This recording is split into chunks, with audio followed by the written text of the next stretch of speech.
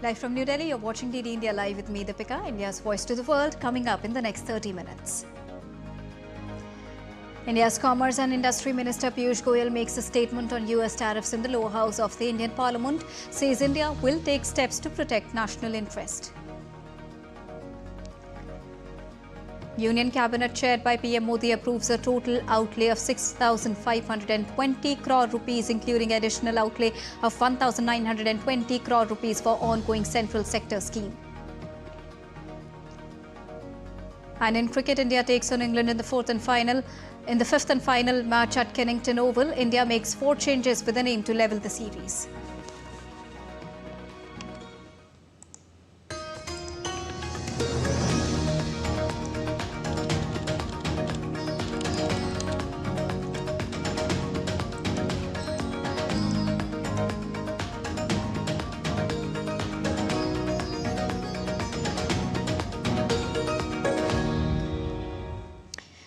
Good evening to all the viewers joining us at this evening broadcast. To begin with the latest, India's Commerce and Industry Minister Piyush Goyal makes a statement on US tariffs in the lower house of the Parliament and says India will take steps to protect the national interest. He added that India has transformed from being part of the fragile 5 economies to becoming the fastest growing major economy across the world. Minister Piyush Goyal also mentioned that the government is consulting exporters, industries and other stakeholders to understand their concerns. He also emphasized on the welfare of the farmers, workers, entrepreneurs, MSMEs and industry stakeholders.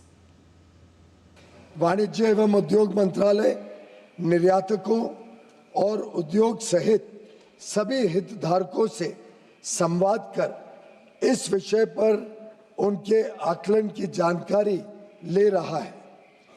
हम अपने राष्ट्रीय हितों को सुरक्षित करने और आगे बढ़ाने के लिए सभी आवश्यक कदम उठाएंगे। मात्र 1 दशक से भी कम समय में भारत फ्रैजाइल 5 अर्थव्यवस्थाओं में से निकलकर दुनिया की सबसे तेजी से बढ़ती प्रमुख अर्थव्यवस्था बन गया है। हम अपने रिफॉर्म्स और अपने किसानों, एमएसएमई और उद्यमियों की कड़ी मेहनत के बल पर 11वीं सबसे बड़ी अर्थव्यवस्था से शीर्ष 5 अर्थव्यवस्थाओं में से एक बन गए हैं। And to get you more on this, I'm joined by DD India correspondent Vishal Parastu. Good evening, Vishal. What have been the top highlights of Minister Piyush Goyal's speech at the Parliament today? Well, a very good evening to you, Deepika. As I speak to you, let me tell you that Minister has just finished with its statement both in English and Hindi in the upper house, which is also the House for Council of States. And he has made it very clear the Indian government stands committed to protect the core areas and especially the interests of the farmers, of the workers and of the exporters. He did say that negotiations are still on, though the tariff is still a bone of contention between the two countries, but he also reminded the country that India from the fragile economy has shot up to being the top 5 economy in the world under the leadership of Prime Minister Narendra Modi. And he also said that the government is contemplating on the effects of this tariff, which would be coming in force from tomorrow, which is the 1st of August. But he did say that there is no need to worry and the government stands committed. And because of the Make in India campaign and Make in India vision of the Indian Prime Minister, the Indian economy from the 11th position has rose up to the 4th largest economy in the world. So he assured the country that there is no need to worry. We are there to protect the rights of our people. At the same time, we are also negotiating with the Americans. Deepika? And also he talked about the different trade agreements, deals that India is currently have on its plate with different countries like Australia and the UK. Tell us more about that. Well, absolutely. He said that you need not worry about what the decision taken by Donald Trump.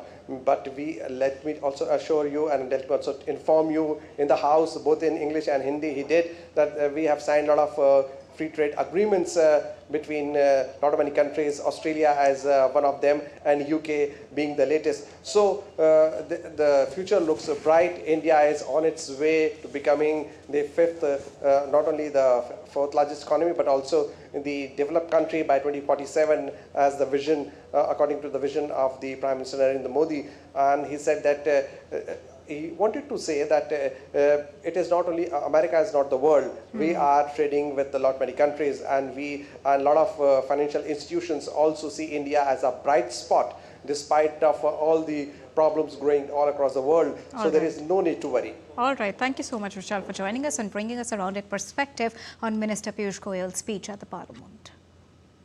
Well, Government of India on Wednesday issued a measured response to US President Donald Trump's tariff announcement. The government said it has taken note of President's statement and is studying its implications. According to a statement by the Ministry of Commerce and Industry, India and the US have been engaged in negotiations on concluding a fair, balanced and mutually beneficial bilateral trade agreement over the last few months. They remain committed to that objective. The Indian government attaches the utmost importance to protecting and promoting welfare of the country's farmers, entrepreneurs and MSMEs. It will take all the steps necessary to secure India's national interest, as has been the case with other trade agreements, including the latest Comprehensive Economic and Trade Agreement with the United Kingdom. US President Donald Trump had announced to impose a 25% tariff on imports from India starting the 1st of August. Also, he said that United States is still negotiating with India on trade. Well, the clock is ticking closer to US President Donald Trump's latest tariff deadline on the 1st of August. And while several more deals have been reached since his last tariff deadline of the 9th July that came and went, trade talks with many countries are still in flux. Well, in the month of April, Trump unveiled sweeping import taxes on goods coming into the US from nearly every country. That included heightened reciprocal rates for certain countries. The first 90-day pause arrived in an apparent effort to quell global market panic and facilitate country-by-country negotiations. But 3 months later, only 2 deals emerged, with the United Kingdom and the second one with Vietnam. A separate framework for a deal was hashed out with China. Now, Trump began sending warning letters that higher tariffs would be imposed against dozens of countries on the 1st of August. The United States has announced trade deal with South Korea that will be subject to imports to a 15% tariff on imports, as well as an agreement with the Asian trading partner.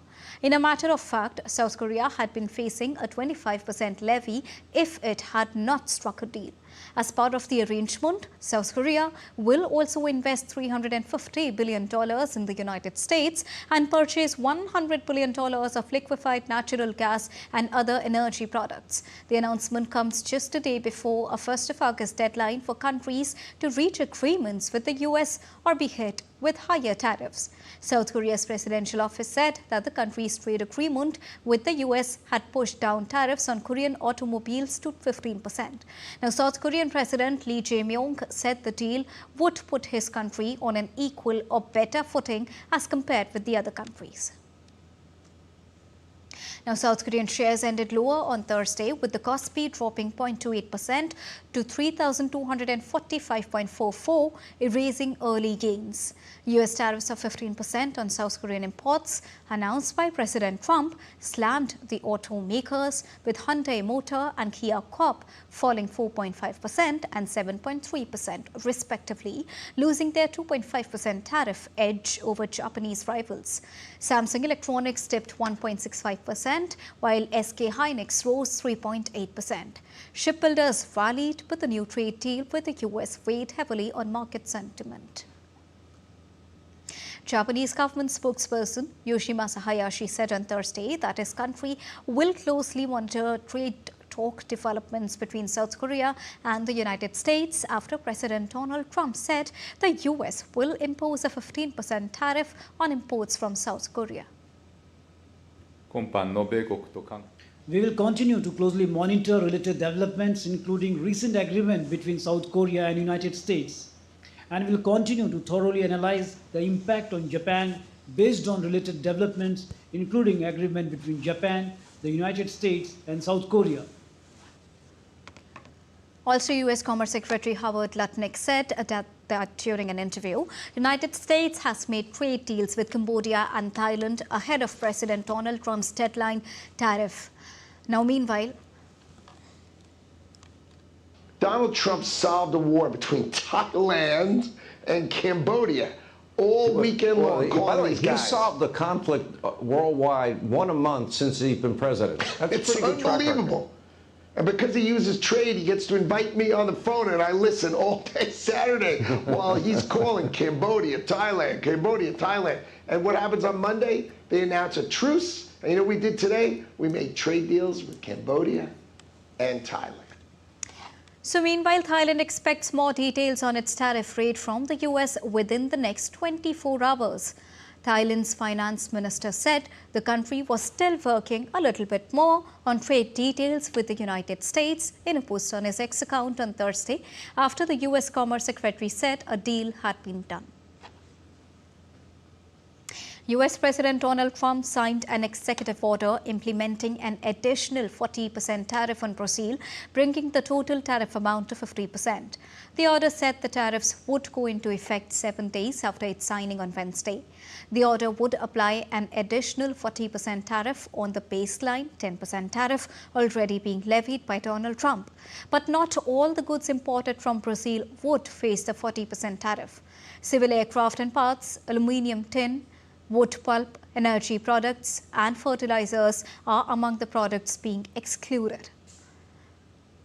Brazilian President Luiz Inácio Lula da Silva hit back at the move, saying he would defend the sovereignty of the Brazilian people in the face of measures announced by the President of the United States. Meanwhile, Canadian Prime Minister Mark Carney said on Wednesday that tariff negotiations with US President Donald Trump's administration have been constructive, but the talks may not conclude by an 1st of August deadline. Look, these are complex, they're comprehensive, they're constructive negotiations with the Americans are ongoing. It's possible that they may not conclude by the 1st of August, but we'll see. The team's there, we're working hard. Conversations today, myself. Global markets trembled as the Federal Reserve held interest rates steady on Thursday, defying US President Donald Trump's demands. In Asia, Hong Kong, Shanghai and Seoul slid, while Tokyo edged up, reflecting uncertainty over Trump's tariff. The US dollar surged as investors doubted a September rate cut, despite dissents from two Fed governors. Trump's trade deals, 15% tariffs on South Korea and a $350 billion US investment pledge, 25% on India with a penalty for Russian ties and 50% on Brazil rattled the economies. US Fed Chair Jerome Powell has called the trade landscape dynamic, warning of rising inflation risk. In Japan, the Bank of Japan held rates steady, balancing inflation and tariff impacts while the yen weakened. And Indian equity indices ended in red for a second consecutive day on Thursday. The Sensex shed 296.28 points to settle at 81,185.58. The index traded in the range of 81,803.27 to 80,695.15 on Thursday. The NSE Nifty 50 also settled lower at 24,768.35, down 86.7 points after swinging between 24,635 and 24,956.5. While the Indian rupee fell to an over 5-month low on Thursday, the Indian rupee ended at 87.74 against the US dollar. The Union Cabinet chaired by the Prime Minister today has approved a total outlay of 6,520 crore rupees, including an additional outlay of 1,920 crore rupees for the ongoing central sector scheme called Pradhan Mantri Kisan Sampada Yojana during the 15th Finance Commission cycle. Now, this will fund the setting up of 50 multi-product food irradiation units and 100 NAPL accredited food testing laboratories. और आज जो बड़ा फैसला लिया गया, इस फैसले का महत्व आप समझिए। एनसीडीसी कोऑपरेटिव सोसाइटीज को लोन देती है। आज उसका कैपिटल 2000 करोड़ रुपए से बढ़ाया गया। ग्रांट इन एड के माध्यम से। एनसीडीसी जो लोन देती है उस लोन में करीब 99.8% रिकवरी है। नेट एनपीए जीरो है, नेट एनपीए जीरो है। बहुत बड़ी बात है ये। इस तरह का जो फाइनेंशियल सपोर्ट सिस्टम बना है, उस फाइनेंशियल सपोर्ट सिस्टम जो कि एक अच्छा मॉडल बना है देश में, इसको और आगे बढ़ाने के लिए 2000 करोड़ रुपए 4 साल में, एवरी ईयर 500 करोड़ रुपीस, ये इस आज की कैबिनेट के अप्रूवल का क्रक्स है। The Union Cabinet also approved the central sector scheme called Grant in Aid to National Cooperative Development Corporation with an outlay of 2,000 crore rupees for a period of 4 years, which is from 2025-26 to 2028-29. Now, these funds will be utilized by NCDC for granting loans to cooperatives for setting up new projects or expansion of plants and loan for meeting the working capital requirements. और आज जो बड़ा फैसला लिया गया, इस फैसले का महत्व आप समझिए। एनसीडीसी कोऑपरेटिव सोसाइटीज को लोन देती है। आज उसका कैपिटल 2000 करोड़ रुपए से बढ़ाया गया ग्रांट इन एड के माध्यम से। एनसीडीसी जो लोन देती है उस लोन में करीब 99.8% रिकवरी है। नेट एनपीए जीरो है। जो लोन देती है उस लोन में करीब 99.8% रिकवरी है। नेट एनपीए जीरो है, नेट एनपीए जीरो है। बहुत बड़ी बात है ये। इस तरह का जो फाइनेंशियल सपोर्ट सिस्टम बना है, उस फाइनेंशियल सपोर्ट सिस्टम जो कि एक अच्छा मॉडल बना है देश में, इसको और आगे बढ़ाने के लिए 2000 करोड़ रुपए 4 साल में, एवरी ईयर 500 करोड़ रुपीस, ये इस आज की कैबिनेट के अप्रूवल का क्रक्स है। It's now time to take a quick and short break. We'll be right back, but still to come on the other side. Russian foreign minister meets Syrian counterpart, agrees to inspect bilateral deals. Lebanese president announces his country's determination to disarm Hezbollah.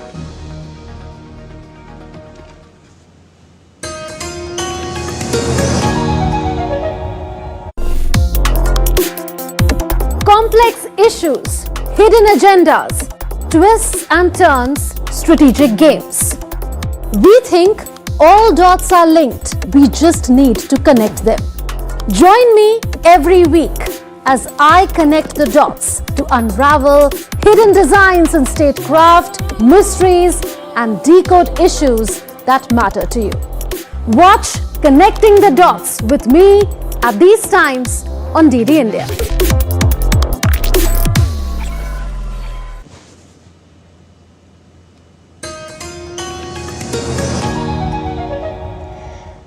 Welcome back after that short break. You're watching DD India Live. Well, in a dramatic policy shift, Canada intends to recognize a Palestinian state at the UN General Assembly in September. Prime Minister Mark Carney stressed that the move was necessary to preserve hopes of a two-state solution to the Israeli-Palestinian conflict. He said it has been a long-standing Canadian goal that was being eroded. It makes Canada the third country following recent announcement by France and the United Kingdom that could recognize a Palestinian state in September. Prospects for a two-state solution have been steadily and gravely eroded, including by the pervasive threat of Hamas terrorism to Israel and its people, culminating in the heinous attack of October 7, 2023, the terrorist organization Hamas's long-standing violent rejection of Israel's right to exist and its rejection of a two-state solution. A belief in a two-state solution, the inalienable rights of both peoples, and the fact that peace and security could only be achieved through it. That prospect, that possibility of a two-state solution is being eroded before our eyes. Well, Israel blasted Canada's announcement as part of a distorted campaign of international pressure. In a statement, Israeli Foreign Ministry said this announcement represented a reward to terrorist faction Hamas, enhanced the efforts to achieve a ceasefire in Gaza and a framework for the release of the hostages. And the Lebanese President Joseph Aoun has announced on Thursday that his country is determined to disarm Hezbollah.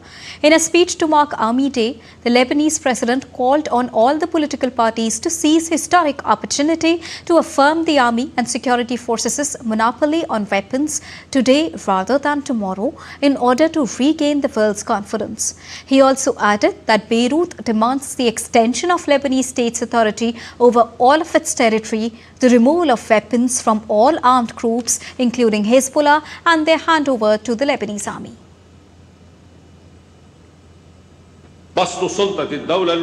Here are the most key points we requested. The extension of the Lebanese state's authority over its territory, the removal of weapons from all armed groups including Hezbollah and their handover to the Lebanese army. Under the November ceasefire, Hezbollah was to withdraw its fighters north of the Litani River, about 30 kilometers from the Israeli border.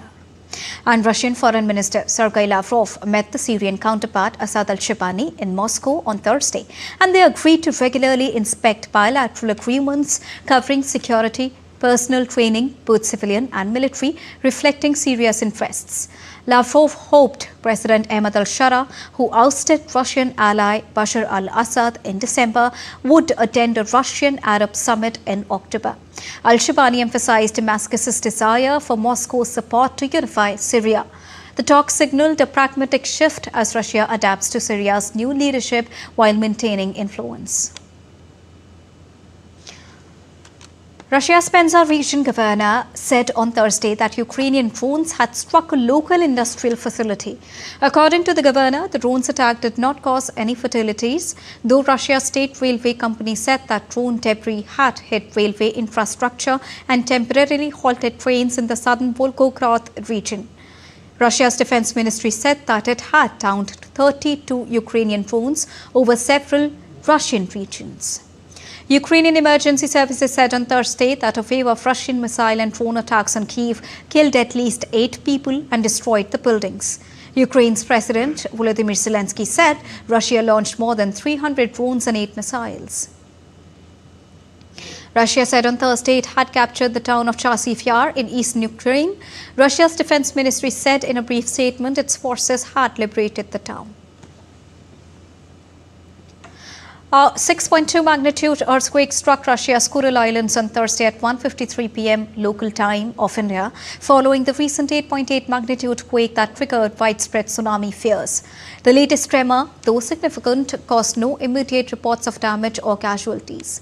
With the tsunami advisory lifted, ports across the island, including Severodvinsk, have reopened, resuming normal operations after days of disruption. The region, still reeling from the earlier disaster, remains under close monitoring for aftershocks. Russian authorities, supported by seismic experts, are assessing the situation, while the residents express relief as life slowly returns to normalcy. Although, as per the reports, the latest 6.2 quake has not triggered a new tsunami alert. Ports across the islands have reopened, indicating a return to normalcy. No immediate damage or casualties are reported from the 6.2 magnitude event, though the authorities remain vigilant for aftershocks. The situation is stabilizing with the ongoing monitoring by Russian seismic experts to ensure safety. While, along with many other regions, Japan's weather office on Thursday has lifted tsunami advisory imposed a day earlier after one of the strongest earthquakes ever recorded off Russia's Far East.